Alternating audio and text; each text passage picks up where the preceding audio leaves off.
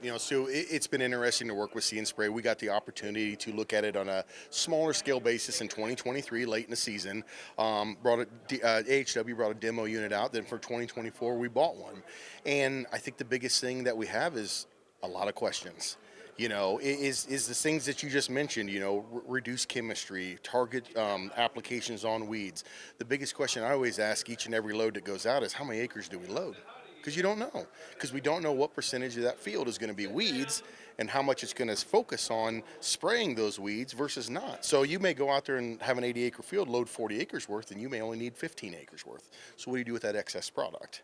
So those are still things that we're learning, but what we saw this year in our research and on one of our studies was we had about a $12.58 per acre savings overall with See and Spray versus a conventional spray method where you're spraying every acre versus another application method, but you were taking overlapping residual. So yeah, there's some cost savings there. You throw that on a large acre basis, it adds up in a hurry.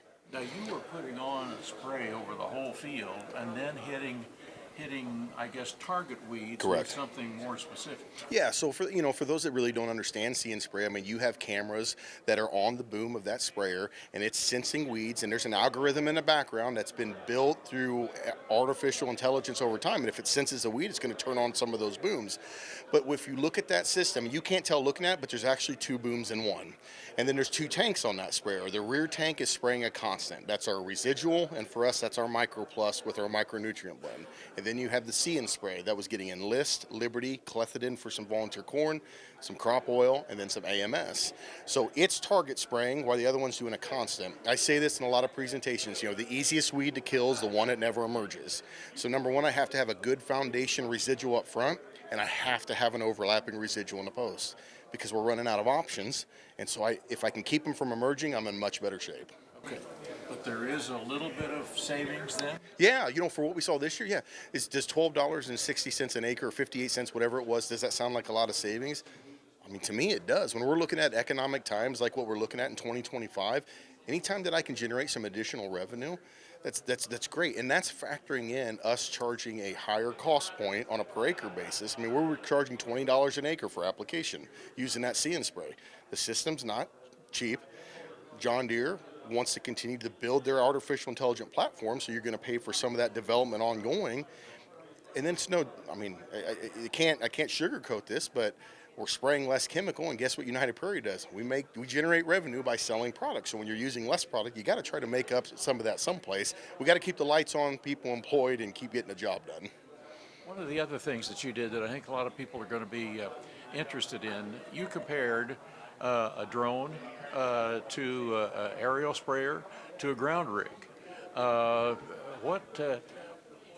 What was the objective other than curiosity?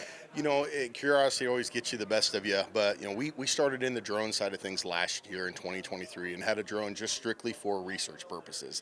This year we did more of a commercial level, and we're not targeting large scale acres, we're targeting that tough to apply acre. The ones that the airplanes and helicopters just like, man, we're around too much stuff, we can't do a good job, or the ground rigs turning over too much crop.